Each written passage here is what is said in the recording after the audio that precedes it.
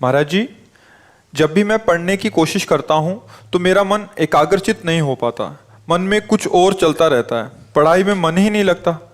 मेहनत करने के बाद भी सफलता नहीं मिल रही। महाराज जी, कृपा मार्गदर्शन करें। उद्देश्य ठीक हो जाएगा तो मन लग जाएगा। उद्देश्य हमारा गलत है। अभी पढ़ाई उद्देश्य नहीं है। अगर ठीक से उद्देश्य बन जाए पढ़ाई का तो कैसी बात करते हो। उद्देश्य में बहुत बड़ी ताकत होती है। हर कष्ट सहते हुए अपने उद्देश्य की पूर्ति में कदम नहीं लड़खड़ाते, जिसका उद्देश्य बन जाता है। उद्देश्य बन जाए तो ब्रह्मचारी हो, उद्देश्य ठीक हो, एक बार पढ़ लोगे, 1000 वर्ष अगर जीवित रह कभी भी पूछ लो बात आ जाएगी उसके दिमाग में। अब नाना प्रकार की क्रियाओं से ब्रह्मचर्य का नाश करे, अपने उद्देश्य का नाश करे, तो फिर यही बातें होती जो आप कह रहे हो। कक्षा 9 पढ़े, व्याकरण नहीं पढ़े, शास्त्री नहीं पढ़े, कहीं दूसरी जगह ऐसे नहीं गए कि बैठ के सत्संग सुन के और सीख के बोल रहे हैं, तो भगवद आश्रित हो जाओ सब। अब आप खुद समझ ना हमारी बात को। आप खुद अपना नाश कर रहे हैं। ब्रह्मचर्य का नाश, वीर का नाश, जीवन का नाश है। ब्रह्मचर्य अगर सही है, आपने किसी तरह इधर उधर तो ये प्रश्न ही नहीं रहेगा। जिधर दृष्टि डालोगे उधर जय होती चली जाएगी। आजकल के बच्चे, नौजवान इसको मनोरंजन समझते हैं और उनको सलाह भी ऐसी मिलती है कि हम जैसे बोल रहे हैं ब्रह्मचर्य के लिए, तो डॉक्टर और आपको जो इधर सांसारिक प्रोत्साहन देने वाले हैं वो आपको सलाह देंगे। हमें तो अंग्रेजी का शब्द नहीं याद है। फ्रस्ट्रेशन। हाँ, यही जो स्टेशन कह रहे हैं। गाड़ी स्टेशन से अलग कर दो तो बोले तुम बहुत शांत हो जाओगे और फिर अपने काम में देखो कैसा उपदेश दिया जा रहा है कि वो। तो ये जो कमियां है ना, ये कोई भूत नहीं है जैसे लोग कहते हैं ना, पता नहीं कौन, ऐसा कुछ नहीं। गंदी आदतें हैं, इन पर संयम लाओ। आप समझ रहे, स्वीकार करते हो हमारी बात कि इसमें आपको संशय है? हाँ, तो आप देखो, हम आज ही सत्संग में बोल रहे थे, हमारे रक्त का स्वभाव है ऐसे, जैसे कट जाए ना तो उसका स्वभाव थोड़ी देर में गाढ़ा होने की कोशिश करेगा। यदि कहीं फ्लो वाली नस कट गई तब तो आपको वहाँ डॉक्टरी की जरूरत है। अगर ऐसे कहीं त्वचा में ऐसे, तो उसका स्वभाव गाढ़ा हो जाना, वो थोड़ी ही देर में वो अपने आप को बांध लेगा, क्योंकि रक्त का एक स्वभाव होता है। अगर वो बाहर किसी तरह भी आया तो ठंडा होकर गाढ़ा हो जाएगा, वो रोक लेगा। इसकी आखिरी परिणति है वीर्य। वो स्वयं से नहीं निकलता, वो इससे भी गाढ़ी वस्तु है, वो घर्षण से निकलता है। अगर आप उसको गर्म न करें चिंतन के द्वारा, क्रिया के द्वारा, तो नहीं निकलेगा। और जब हम उसको, तो फिर वो जीवन को नष्ट। प्राय इस पर बच्चियां ध्यान ही नहीं देते कि ये कोई मार्ग भी है। और परिणाम क्या होता है कि फिर वो संसार में, जिसे डिप्रेशन कहते हैं, मानसिक रोग से ग्रसित हो जाते हैं, क्योंकि इसका परिणाम यही है। या तो आपको प्रमाद और आलस्य युक्त होकर समाज से अलग पड़ा रहना पड़ेगा, और या फिर आखिरी कि आत्महत्या कर लें, ऐसी सलाह आपका मन देगा, ऐसी स्थिति में पहुंचा देगा।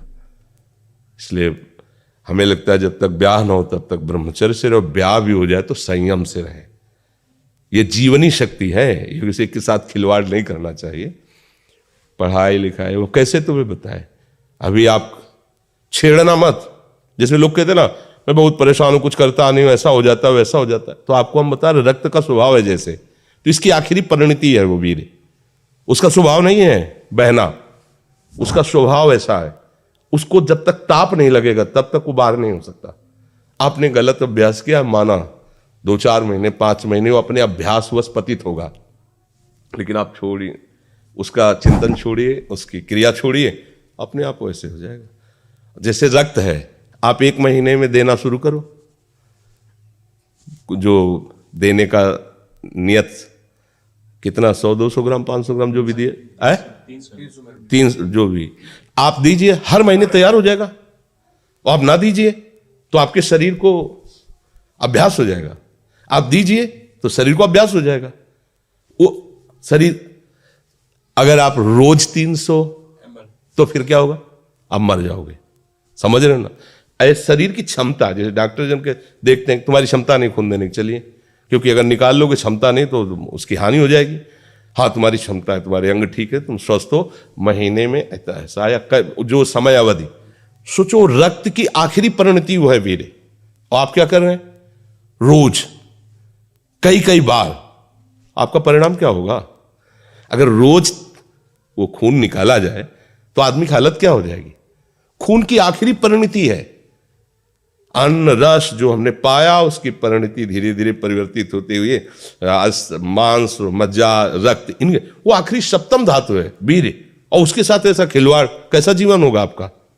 तो इस पर कोई विचार ही नहीं करता, समझता है ये तो केवल बाबा जीओं का विषय। नहीं, आप मनुष्य शरीरधारी हो, आपको भी संयम से चलना है, और जब तक ज्ञान हो तब तक तो संयम से ही चलना चाहिए। बच्चे बच्चियों को तो गृहस्थी में अच्छे गृहस्थ बनेंगे जाकर, फिर उनकी हानि नहीं हो पाएगी उतनी। अब पहले से ही तो फिर अब वो पढ़ाई में मन कैसे लगे जब आपके पास पढ़ाई वाली सामग्री ही नहीं रह गई है? पहले क्या होता था, जैसे गुरुकुलों में स्मृति आपकी कमजोर हो रही है तो मेधा शक्ति बलवान करने के लिए ब्राह्मी उसको पिलाई जाती थी, ब्राह्मी है ये चीजें। क्यों? क्योंकि उनमें इतनी शीतलता, उनमें पौष्टिकता है कि वो वीर का वर्धन करके वीर को रोकेंगी, खास बात उसमें होती थी। अब हम इस बात को ना समझ करके फ्रेंड बनाते हैं और वो विनाश का खेल खेलते हैं जो हमारी सारी सांसारिक और पारमार्थिक दोनों उन्नति का नाश कर देता है। अब उस प्रश्न का क्या होता है? अब उसके लिए क्या सलाह? आप सही ढंग से रहो, अच्छा खाओ पियो, थोड़ा व्यायाम करो, सबके प्रति पवित्र भाव, अभी आप आनंद में आने लगोगे। और जैसी आदतें आजकल हो रही, आनंद वाली तो है नहीं, ये तो पतन वाली ही है। चार दोस्त मिलते हैं, मदिरा पान करते हैं, गांजा और तो और क्या ड्रग्स फ्रग्स, आप बताओ क्या होगा? आप इतना विष डाल रहे हो अपने अंदर, इसलिए विषैली चीजें डाल रहे हो, ऐसी गंदी आदतें डाल, आपका जीवन क्या होगा? कैसा खिलवाड़ किया जा रहा है मनुष्य शरीर से, जबकि ये देव दुर्लभ देही है भगवत प्राप्ति, इसके साथ कैसा? तो बच्चों को ना तो सत्संग मिल रहा है, ना शास्त्र स्वाध्याय मिल रहा है, ऐसा ही संग मिल रहा है जो पतन का कारण क्या हो रहा है। अच्छा, बहुत पढ़े लिखे हो और शराब पी के नाली के कीड़े की तरह पड़े हो, माता पिता का अपमान कर रहे हो, मनमानी बेविचार कर रहे हो, पढ़ाई लिखाई क्या हुआ? पढ़ा लिखा से भाई विद्या तो वही जो विनय, पवित्रता, शालीनता, सभ्यता, नम्रता, ये तो सद्गुण विद्या में आज की रह नहीं रहे। पढ़े लिखे माता पिता को ऐसे डांट देते जैसे कोई नौकर से बात करता है, हम स्वतंत्र हैं। अरे विषयों के गुलाम तू कब स्वतंत्र हो गया? स्वतंत्र तो परमहंस जन होते हैं जिन्होंने इंद्रियों को अब जीत लिया और भगवद आनंद में मस्त हो, वो स्वतंत्र हैं। इंद्रियों के गुलाम तुम स्वतंत्र हो? जो विषय जब चाहता है तुम्हें गिरा, तुम स्वतंत्र हो?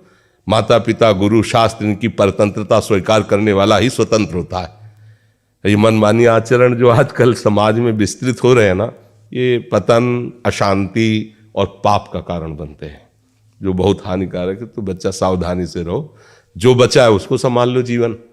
जब से ज्ञान हो जाए तब से अपने को संभाल ले। भाई पूर्व में गलती हो गई, आगे सुधार लेते हैं।